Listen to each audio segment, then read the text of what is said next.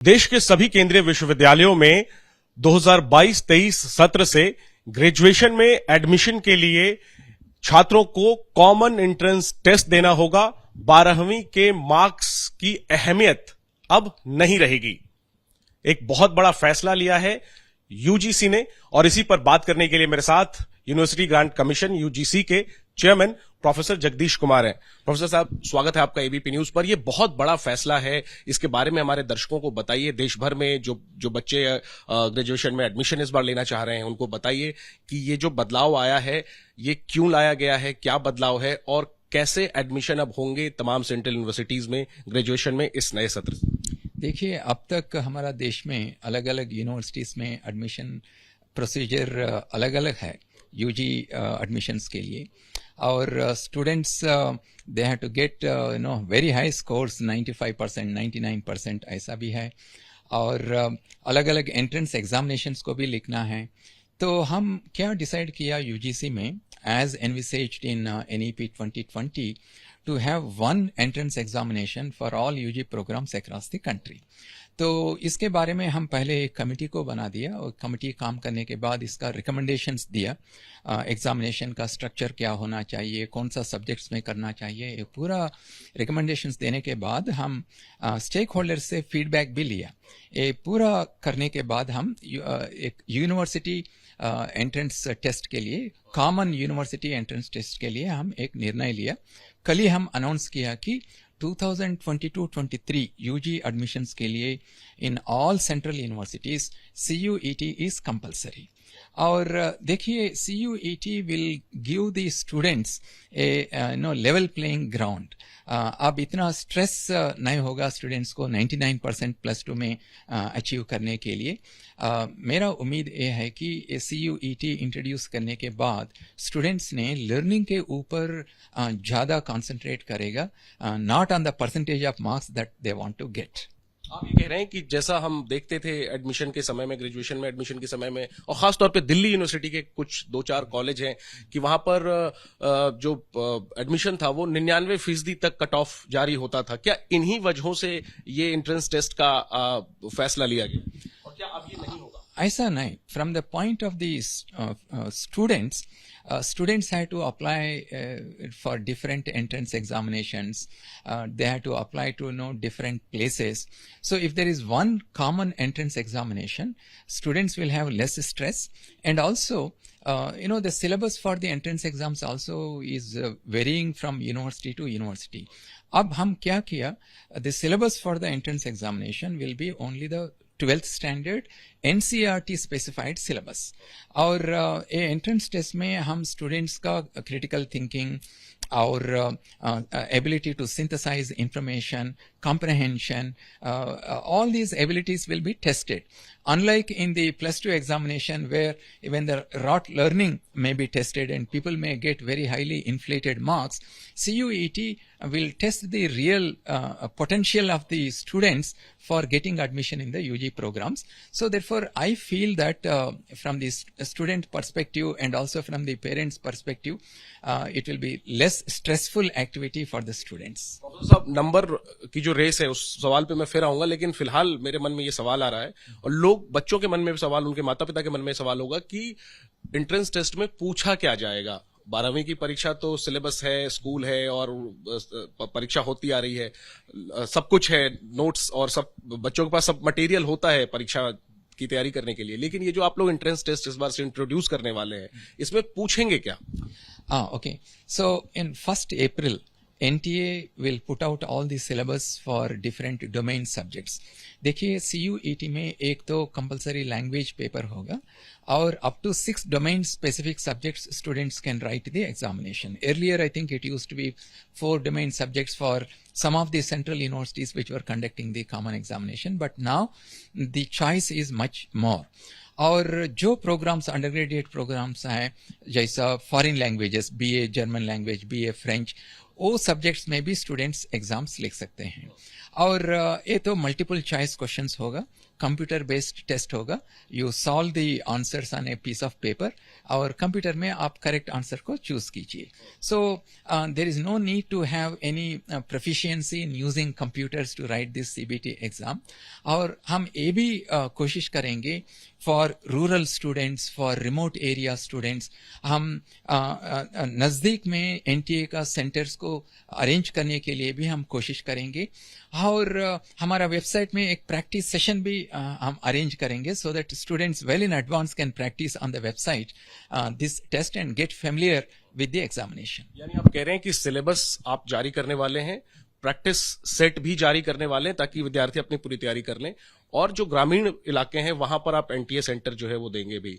लेकिन सर जो भारत है बहुत विविधता है, मेट्रो भी है और गांव भी है, तो कैसे आप ये लेकिन इंश्योर करेंगे कि चाहे वो बच्चा दिल्ली और मुंबई में हो या फिर उड़ीसा झारखंड के गांव में हो, बिहार के गांव में हो, उसको बराबर का अवसर मिलेगा, सुविधा उसको बराबर मिलेगी, कोई भेदभाव नहीं होगा, ये आप कैसे इंश्योर करेंगे और ये कितना बड़ा चैलेंज है? एंट्रेंस टेस्ट में एक विषय पर हम ध्यान रखना, जो स्टूडेंट्स इनका मातृभाषा में +2 तक पढ़ा, इन्होंने एंट्रेंस टेस्ट भी मातृभाषा में लिखे तो क्या होगा, इनको it is much easier for them to attempt the questions. उसीलिए CUET will be conducted in 13 languages, 1 English and 12 Indian languages. So this is a very good opportunity for the students, so they don't have to be really worried about an English examination. It will be in their own mother tongue. और हम well in advance we are also telling that it is NCERT based syllabus for each subject, and it will be posted on the NTA website. So since it is known to them in from which syllabus the questions will come, and since they can write in their own mother tongue, and the test center will be closer to their town, the nearby areas, I think it will provide a greater opportunity for many students to participate in the CUET and also apply to some of the best universities across the country. हालांकि अब कई लोगों को लगेगा ये सवाल कि ऐसा नहीं हो सकता, लेकिन फिर भी कई ऐसे इलाके हैं सर, और समाज के कई ऐसे हिस्से हैं जहां पर कि 12वीं तक भी बच्चे को कंप्यूटर ऑपरेट करना नहीं आता या कंप्यूटर वो नहीं चला पाता. तो अगर वो सीधा एंट्रेंस एग्जाम के लिए उसको कंप्यूटर पर परीक्षा देनी होगी, तो उसके लिए आपने क्या व्यवस्था की है वैसे बच्चों के लिए जो पिछड़े इलाके से या समाज के पिछड़े तबके से आते हैं और वो सेंट्रल यूनिवर्सिटी में पढ़ना चाहते हैं, कंप्यूटर नहीं जानते हैं कंप्यूटर ऑपरेट करना? तो बेशक बहुत कम ये वर्ग हो सकता है क्योंकि अब सूचना क्रांति आ गई है, लोग कंप्यूटर मोबाइल जानते हैं, लेकिन फिर भी वो जो जिनकी तरफ मैं इशारा कर रहा हूं उनके लिए आप लोगों ने क्या इंतजाम? मुझे लगता है आप विलेजेस को नहीं गया आजकल. मैं गांव से हूं और मेरा गांव में हमारा बच्चों को मैं देखता हूं बहुत स्मार्ट लोग हैं. और to write CUET you don't have to be a computer expert. Computer ready रहेगा आपको, और एक माउस रहेगा, सिर्फ आप माउस को यूज करके कौन सा करेक्ट आंसर है इसके ऊपर आप क्लिक करना है. इतना ही आपको कंप्यूटर यूज करने में नॉलेज होना चाहिए. So what is required for you is to work hard using this syllabus and come prepared well for the examination. Don't worry about the computer and other things. That will be the easiest thing to handle. तो केवल objective सवाल होंगे, केवल वस्तुनिष्ठ सवाल होंगे, और क्या नेगेटिव मार्किंग भी होगी? This is objective question paper, and multiple choice will be there. There will be some negative marking also, and these details will be announced by NTA on the website. एक और सवाल मेरे मन में आ रहा है सर कि जैसे हम दिल्ली यूनिवर्सिटी का ही जिक्र करें तो या तमाम विश्वविद्यालयों में कई ऐसे बच्चे हैं जो देख नहीं सकते, कई ऐसे बच्चे हैं जो अलग अलग प्रकार की विकलांगता का शिकार है. दिव्यांग बच्चों के लिए मैं पूछना चाह रहा हूं कि उनके लिए क्या व्यवस्था है? देखिए, ये तो बहुत इम्पोर्टेंट क्वेश्चन है. हमारा फिजिकली चैलेंज्ड स्टूडेंट्स जो है इनका सुविधा के लिए भी हम अरेंज करेंगे जैसा हम कर रहे हैं. इनका सपोर्ट जो है इनके साथ लाएगा एग्जाम को. और those who cannot see, for example, the helping person can click on the screen. अब जो अरेंजमेंट्स है वो अरेंजमेंट्स तो कंटिन्यू होगा, और डेफिनेटली हम इनके ऊपर ध्यान रखेंगे और जो हम करना है वो जरूर करेंगे. 12वीं की परीक्षा में बड़ी संख्या में लाखों बच्चे परीक्षा देते हैं और मुझे लगता है कि उतनी ही बड़ी तादाद में ये एंट्रेंस टेस्ट भी देने जा रहे हैं। तो आप लोगों के लिए ये कितना बड़ा चैलेंज है ये एग्जाम कंडक्ट करना, और आपको क्या लगता है कि क्या पूरी तैयारी है? हालांकि जाहिर सी बात है पूरी तैयारी के बाद आपने ऐलान किया है, लेकिन चैलेंज कितना बड़ा है और इसके लिए क्या तैयारियां की गई? देखिए, ये एग्ज़ाम CUET ने नेशनल टेस्टिंग एजेंसी कंडक्ट करेगा, एनटीए तो एक बहुत अच्छी प्रोफेशनल ऑर्गेनाइजेशन है। अभी तो JEE और नीट एग्जाम्स को भी पूरा देश में वो कंडक्ट कर रहे हैं, बहुत एक्सपीरियंस लोग हैं।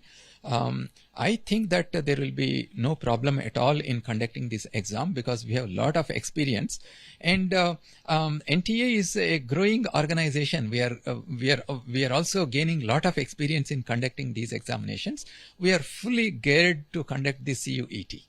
और किसी प्रकार का भ्रष्टाचार ना हो, पेपर लीक की शिकायतें देश भर के अलग अलग इलाकों से आती हैं, क्योंकि ये बच्चों के भविष्य का सवाल है, तो इसको लेकर के आपने क्या व्यवस्था की है? पेपर लीक की बात हम करें या फिर किसी को अनड्यू एडवांटेज किसी को मिल जाए, मतलब पूरा जो प्रोसेस है इसमें बेहतर टैलेंट ही आगे आ पाएगा, इसको आप कैसे इंश्योर करें? देखिए, ऑलरेडी एनटीए सभी प्रोसीजर्स को इम्प्लीमेंट किया। नीट में, जेईई में जो प्रोसीजर्स है इम्पर्सनेशन को अवॉइड करने के लिए और चीटिंग अवॉइड करने के लिए हमारा पास टेक्नोलॉजी बेस्ड सॉल्यूशंस हैं और इन्विजिलेटर्स भी हैं, प्रॉपर चेकिंग भी होता है।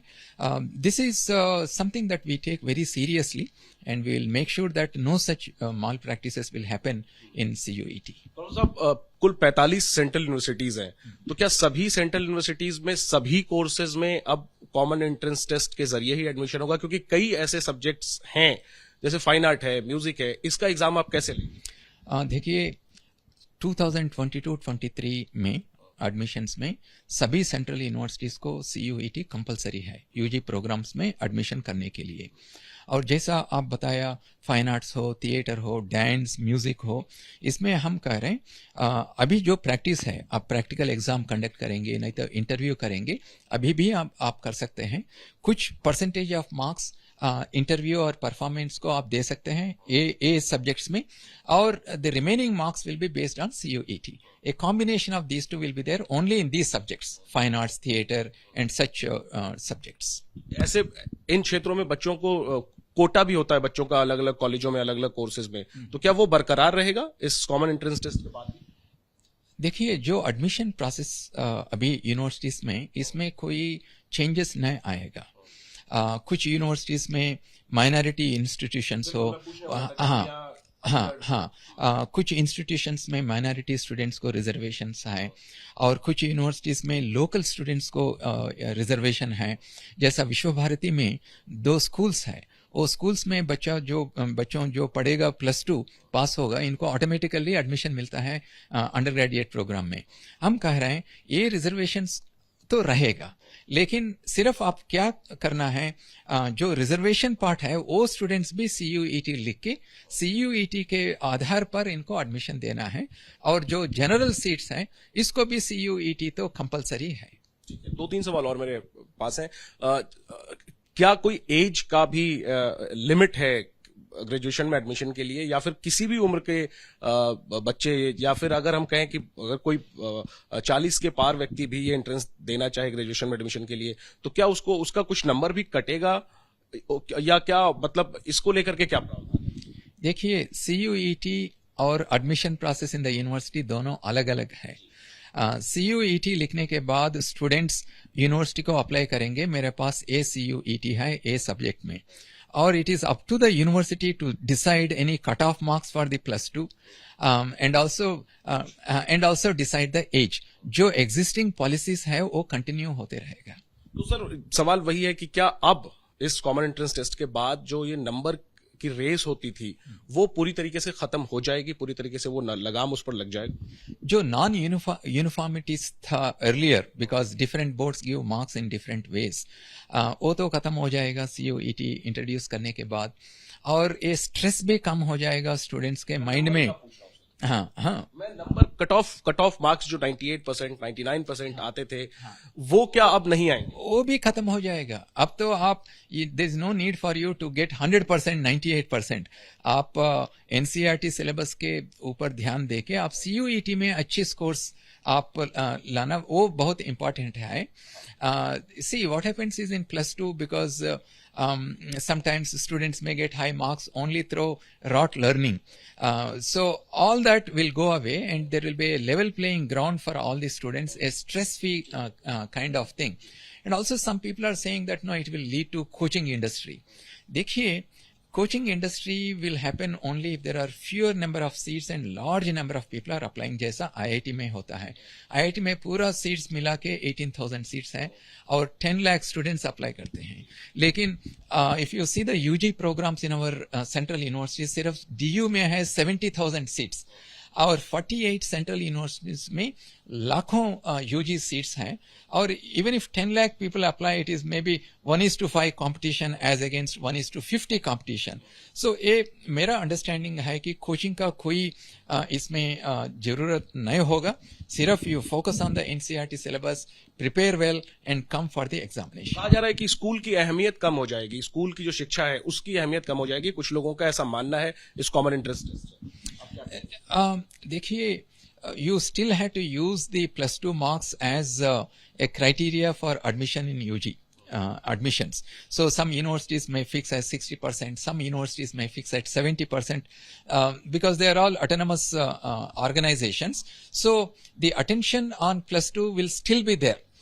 So therefore, my understanding is that students have to focus both on their +2 examinations in order to get certain percentage of marks, not necessarily 98%, 100%, and they also have to focus on the entrance examination. तो आखिरी में sir पूछ रहा हूं कि जो आप कह रहे हैं कि कॉलेजेस मिनिमम क्राइटेरिया रख सकती हैं, क्या वो मिनिमम क्राइटेरिया मार्क्स का 95% भी हो सकता है, 96% भी हो सकता है? मतलब मैं पूछने का मतलब ये कि क्या यूजीसी कोई कॉलेजेस जो कट ऑफ जारी करते हैं उसका कट ऑफ भी जारी करेगा क्या, कि मिनिमम इतने मार्क्स के ऊपर आप मिनिमम क्राइटेरिया नहीं रख सकते? All that I am saying is that the colleges have to use the +2 marks only as a cutoff for admission, but the actual admission will be based on CUET scores, not SRCC Shri Ram college of commerce अगर कहे कि 99% 12th में marks जरूरी ही है और उसके आगे जो हम कॉमन एंट्रेंस टेस्ट का स्कोर देखेंगे, उस परिस्थिति में यूजीसी क्या? हाँ, if any college decides to put let's say 100% cutoff and expect that they will have a lot of CUET candidates for admission, that may not happen. So But if that happens, अगर ऐसा होता है, no, that's a hypothetical question. I know from practical experience, because I was also organizing chairman for GATE examination in IIT system. If you put in +2 very high cutoff marks, then you will not get enough candidates. So it has to be a reasonable value, maybe 60%, maybe 65%, but not mindless 99% and 100% cutoffs. आखिरी में कब इसका form आएगा sir? परीक्षा कब होगी और क्या एक ही परीक्षा होगी? क्योंकि हम आईआईटी में ही अगर देखें एंट्रेंस टेस्ट में तो एक से ज्यादा परीक्षाएं होती हैं, एक से ज्यादा बार अवसर मिलता है। इस बार आप लोगों ने क्या सोचा है? 3 सवाल है मेरे आखिरी में, फॉर्म कब आएगा, परीक्षा कब होगी और क्या एक ही परीक्षा होगी या एक से ज्यादा परीक्षा? हाँ, एनटीए फॉर्म को, ऑनलाइन फॉर्म को फर्स्ट वीक ऑफ अप्रैल में शुरू करेगा और exam first week of July में होगा। एक ही परीक्षा होगी या एक से ज्यादा? इस साल हम एक ही परीक्षा कंडक्ट करने के लिए निर्णय लिया, लेकिन आगे समय में हम मल्टीपल एग्जाम्स भी कंडक्ट करने के लिए कोशिश करेंगे, so that students will not have much stress, students do not have to feel that they tried only in once entrance test and they could not get a good score. So we would like to make sure that from the students' perspective, the entrance examination provides better opportunities for them to get admission in the best of the universities of our country. Sir एक सवाल और मैं पूछना चाहता हूं कि जो 45 central university हैं उनमें तो इस बार कॉमन एंट्रेंस टेस्ट से एडमिशन होगा ग्रेजुएशन में, लेकिन जो अलग अलग स्टेट यूनिवर्सिटीज हैं उनमें, और मैं ये भी पूछना चाहूंगा कि क्या प्राइवेट यूनिवर्सिटीज को भी आप ये कहेंगे कि इसके जरिए एडमिशन ले? मैं ये कहना चाहता हूँ, please think from the students perspective. Joining in CUET is good for the students. So इसीलिए हम कह रहे हैं सभी private universities, deem to be universities, state universities भी CUET स्कोर्स को यूज करके एडमिशन दिए तो स्टूडेंट्स को अच्छा रहेगा। So it is my belief और मेरा उम्मीद है कि सभी यूनिवर्सिटीज CUET को यूज करके यूजी एडमिशंस को कंडक्ट करेंगे। इस बार लेकिन केंद्रीय विश्वविद्यालयों में जरूरी होगा, स्टेट यूनिवर्सिटीज में जरूरी नहीं होगा। Correct. UGC has decided that in all central universities इस साल और आगे साल भी CUET कंपलसरी है यूजी एडमिशंस में। और आगे स्टेट यूनिवर्सिटीज में भी जो यूजीसी फंडेड हैं उनमें भी ये हो सकता है, ये भी आपकी मैं यही कह रहा हूं कि think from the student's perspective. Why should any university refuse to join CUET if you are for the welfare of the students? Mandatory किया जाएगा सर स्टेट यूनिवर्सिटीज और यूनिवर्सिटी? देखिए, बिना मैंडेटरी भी इनका सोशल रेस्पॉन्सिबिलिटी है। CUET कोर्स को use करके एडमिशन देना इनका सोशल रेस्पॉन्सिबिलिटी है और ए स्टूडेंट का बेनिफिट के लिए हम कर रहे हैं। तो क्यों any university why should it refuse from using the CUET? Mandatory करना भी एक ऑप्शन है आने वाले समय? उसीलिए मैं कह रहा हूं, think about your social responsibility as an educational institute. Don't think everything to be made mandatory. On your own also you should do good things for the students. बहुत बहुत धन्यवाद प्रोफेसर जगदीश कुमार समय देने के लिए। तो यूजीसी के चेयरमैन प्रोफेसर जगदीश कुमार ने विस्तार से बताया है कि क्यों ये फैसला लिया गया है कि ग्रेजुएशन के स्तर पर तमाम जो सेंट्रल यूनिवर्सिटीज हैं उसमें अब नंबर के 12वीं के अंकों के आधार पर नहीं बल्कि कॉमन एंट्रेंस टेस्ट में जो स्कोर करेंगे छात्र उसके आधार पर एडमिशन होगा। देश में अलग अलग विश्वविद्यालय, अलग अलग बोर्ड हैं, अलग अलग विविधता है और सबसे ज्यादा जो कट ऑफ की रेस कई कॉलेजों में होती है उन तमाम चीजों पर अब लगाम लगेगी और छात्रों को राहत मिलेगी। नजरें इसी बात पर रहेंगी कि किस तरह ये पूरी प्रक्रिया पालन की जाती है और छात्रों को जो परेशानियां आएंगी उनका निराकरण कैसे किया जाता है। कैमरा पर्सन मनीष उनियाल के साथ जैनेंद्र, ABP न्यूज, दिल्ली।